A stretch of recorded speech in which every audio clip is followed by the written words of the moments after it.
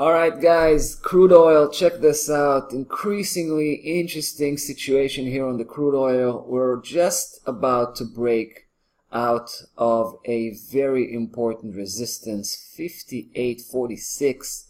You can see prices engaging that resistance right now as we speak, getting ready to break. Perhaps, we're not sure yet, but let me dial back a little bit. It's been 9 days since last time we left the crude oil, and to be honest, there was not much to talk about, nothing to write home about when you see that over the last 10 days, price was just trading sideways. At first, it hit our price target, right? One of our price targets, the secondary price target, it's 57.40. You see that green dotted line here. Now, this key level, just to refresh your memory, is the Fibonacci 1.236 projection level applied on the head. Remember that inverse head and shoulders pattern that we were working with. So we hit that key level, right? We actually were involved in a bullish position. It was very successful. But I actually got out, even though I wanted to carry on a position all the way to 62.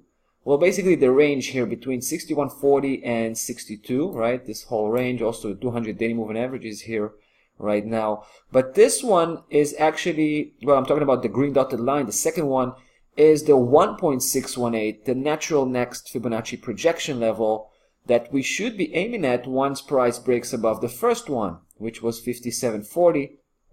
So we saw the reaction we had here. Let me zoom in a little bit. It's really interesting. We saw price make it to the 57.40 and then just failing to break through. That was pretty much the moment I decided to split because I couldn't tell how deep the downside correction is going to be. What eventually you can see that what happened was price began to trade sideways. Basically started to build up a trading range, pretty narrow, right? We actually have right now 4 legs, so it's pretty well established trading range.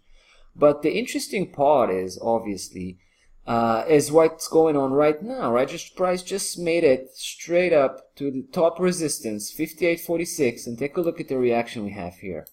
Right now, that's usually not a very good sign because price is acknowledging that top resistance, but also if we count the legs, we find only 4 legs, right? It's unusual for price to break out on the 4th leg. It's actually much more likely to have a breakout with either the 5th leg, which would be a downside reversal in this case, or a 6th leg, which is usually the one to break to the same direction price came from. So right now, it's hard to say whether we're going to have a breakout or not. I think it's a bit risky to go, and establish a bullish position before price had proved to be able to break above that top resistance, right? I think it's pretty likely that we'll see another downside leg. Because what we have here, even though it looks like we just broke above 57.40, which was really the main theme here. This is the real important key level. But I want to remind you, this is just a daily close, right? We do need to have a weekly confirmation. So we do need to have a weekly close above 57.40 to be sure that that level was indeed broken.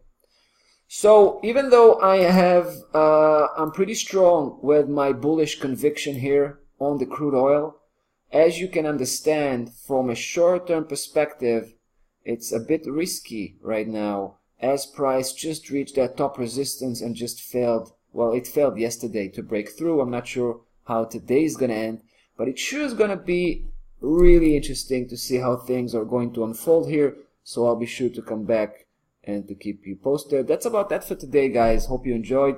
Let's see you tomorrow. Bye-bye.